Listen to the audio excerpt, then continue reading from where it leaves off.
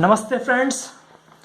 Now today we are going to see the difference between solar cell and photodiode.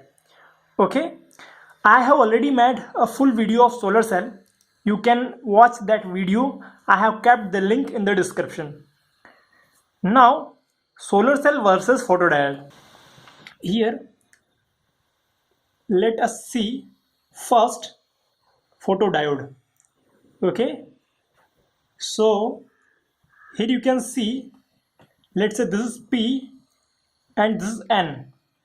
Okay, here there are majority holes and here the majorities are electrons, and there will be the depletion region in between.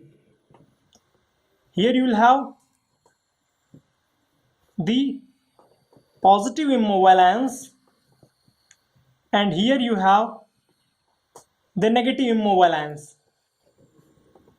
Okay, so as far as the structure is concerned, the photodiode and solar cell are same. Here I am making the photodiode because I want you to understand phototransistor. Okay, but for getting the understanding of phototransistor, you need to understand photodiode first. Okay, so here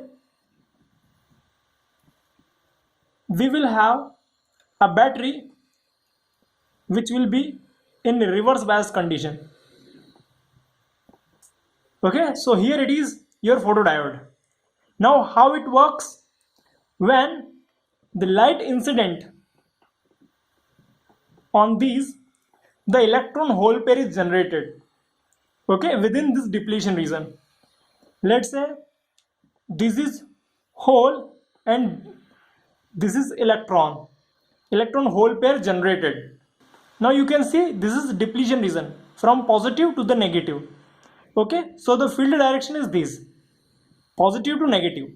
Now you know well the hole will move from positive to negative in this direction.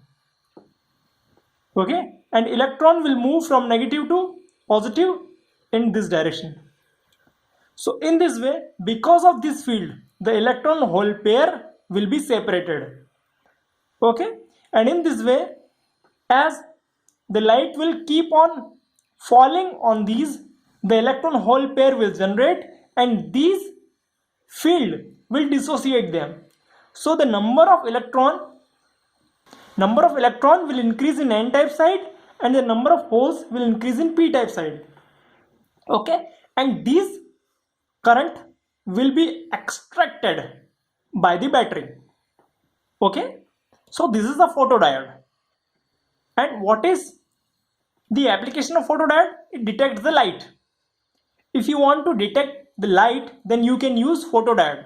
Whenever the light will fall, then you know well, in reverse bias condition there is low current or no current. Okay, very small amount of current in reverse bias due to magnetic carrier only. But when you make incident light, then the electron hole pair will be generated and then current will start flowing. Okay, here the motion of electron will be in this direction, so the direction of current will be this. Okay, so this is the working principle of photodiode. Now what about the solar cell? Solar cell is also having the same diagram.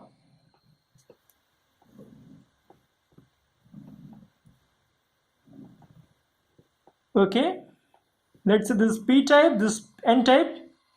I am repeating once again.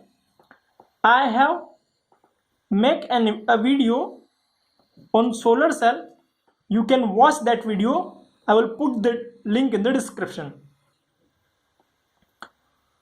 See, the only difference in case of solar cell, there is no battery is connected, because solar cell is device which generates the electricity, so it do not need any biasing or any battery.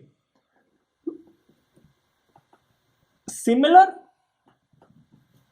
to the photodiode, here there are positive immobile ions, here there are negative immobile ions. Okay, when the light incident on it, then electron hole pair will be generated. The electron will go to this side from negative to positive, and the hole will go to this side from positive to negative.